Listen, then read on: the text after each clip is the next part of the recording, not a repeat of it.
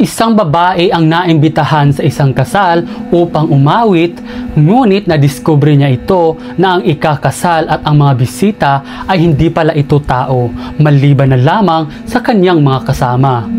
Ito ang kwento ni Nora. Noong 1997, kabilang siya sa pinakasikat na banda mula sa Kuwait. Isang gabi ay may tumawag kay Nora mula sa isang babae at iniimbitahan siya na kumanta sa isang kasal. Malaking pera ang inalok at ang ibabayad sa kanya. Nagdadalawang isip pa si Nora dahil wala ito sa kanyang schedule. Dahil sa pakiusap ng isang babae ay pumayag na siya at gaganapin naman daw ang kasal ng gabi. Dumating sila ng alas 10 ng gabi sa event place. Bumungad sa kanila ang napakalaki at napakagandang mansyon at ayon kay Nora, ito daw ang pinakamagarang kasal na kakantahan nila sa isang event. Pagpasok nila sa mansyon ay iba ang kanilang naramdaman doon sa loob at nakipagkamayan pa nga si Nora doon sa babaeng nag-imbita sa kanya, pero napansin niya na yung kamay ay parang buto o kahoy na wala itong buhay. Sinimulan na ni Nora ang pagkanta kasama ng kanyang team. Sa una ay normal lang ang kanilang sayawan. Ngunit habang tumatagal ay nagbabago na ang kanilang mga sayaw. Ang iba ay may tumatalon-talon at ang kanilang kilos ay parang mga hayop na. Nagtataka si Nora na bakit kakaiba ang kanilang kasuotan at masyadong mahaba ang kanilang mga buhok. Isa ang nakapansin sa mga kasama nila at bumulong at sinabi na tingnan niyo ang kanilang mga paa. Dumating na nga ang bride at groom at umupo sa harap ng estatwa na mukhang demonyo. At ang mga sumasayaw ay nagsisigawan na at nanginginig na sila sa takot at bumulong naman si Nora sa kanyang mga kasama na magpatugtog daw sila hanggang sumikat ang araw at yun lang ang tanging paraan para makalabas sila ng buhay. Halos 5 oras na silang nagpapatugtog habang nakikita nilang sumasayaw ang mga nakakatakot na itsura ng mga engkanto. Sabi daw ang mga engkanto ay kayang magbalatan yung tao pero hindi nila kayang baguhin ang kanilang mga paa. Hanggang dumating ang alas 4 ng madaling araw, nagsialisan ang mga engkanto at unti-unting dumilim ang loob ng mansyon. Kaagad naman na tumakbo sila palabas at paglingon nila ng mansyon, naging isa itong abandonadong bahay. Abang nasa kalsada na sila ay may nakasalubong silang isang lalaki at ikwinento nila ang buong nangyari. Pero ang sagot ng lalaki nito sa kanila ay lalong nagpahindig ng kanilang takot.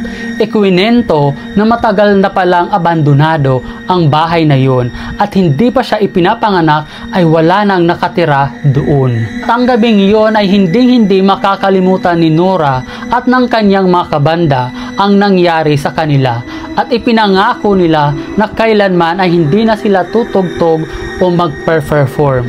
Kung sa'yo nangyari, ano ang iyong gagawin? 3 days pa lang nasanggol patay matapos maipit ng kadena at gulong ng motorsiklo mula sa Quezon. Ang dahilan ng ikinasaway ng bagong panganak na sanggol ay galing silang ospital at pauwi na sana at hindi napansin ng ina na unti-unti na palang sumasabit sa gulong ang nakasuot na blanket sa sanggol. Hanggang sa nabitawan ng ina ang sanggol at naipit ito sa pagitan ng gulong at kadena. Agad naman itong naisugod sa ospital ngunit wala na itong buhay. Nangyari ang aksidenteng ito sa kahabaan ng Quirino Highway, Barangay Rizal, Tagkawayan, Quezon. Samantala, nagtamo din ng sugat sa katawan ang ina. Rest in peace, little angel baby boy. Kaya naman doon sa mahilig magsuot ng balabal tapos sasakay kayo ng tricycle or motor, mag-ingat para maiwasan ang ganitong klaseng aksidente. Veteran showbiz at long-time columnist and talent manager na si Manay Lolit Solis, she passed away at the age of 78 years old. Pumanaw siya kahapon July 3 sa ospital at ang dahilan ay heart attack. Pagdating talaga sa entertainment journalist, kilala at sikat ang pangalan ni Manay Lolit Solis. She may rest in peace and condolence to the whole family. Naalala nyo pa ba ang gwapulis na ito na nag-viral noong 2023 dahil sa kanyang mga post na larawan online? Siya si Julius Rael from Palu, Leyte dahil sa kanyang kagwapuhan na feature pa siya noon sa Kapuso Mo Jessica Soho. At ngayon siya ay may karelasyon na isang lalaki na kinakasama at matapang niya itong ipinost ang larawan na ito kasama ang kanyang partner. Kung totoo man ito, masaya ako para sa inyong dalawa kasi mamaya baka campaign strategy lang ito. Love wins and happy Pride Months. Alam nyo ba na nakakatakot ang araw na ito? Ang Friday the 13th ay tinatawag na Frigatriskaidekaphobia. At yung mga natatakot naman sa number 13, sila ay may Triskaidekaphobia. At ito ang mga dahilan tungkol sa pamahiing ito. Ngayong taon ay 2 beses lang makikita ang Biyernes the 13th. Ang una ay noong April. Kaya naman daw ang araw na ito ay malas. Kaya naman pag ganitong araw ay Friday at ang date ay 13, iwasan daw tumanggap ng bisita lalo na kung sila ay 13 dahil hindi daw ito maganda. Ang 13 ay tinuturing na malas dahil ang sinusundan nitong number 12 ay kompleto. Kaya pansin nyo ba na maraming gusali sa Pilipinas at sa ibang bansa ang walang ika-13 na palapag.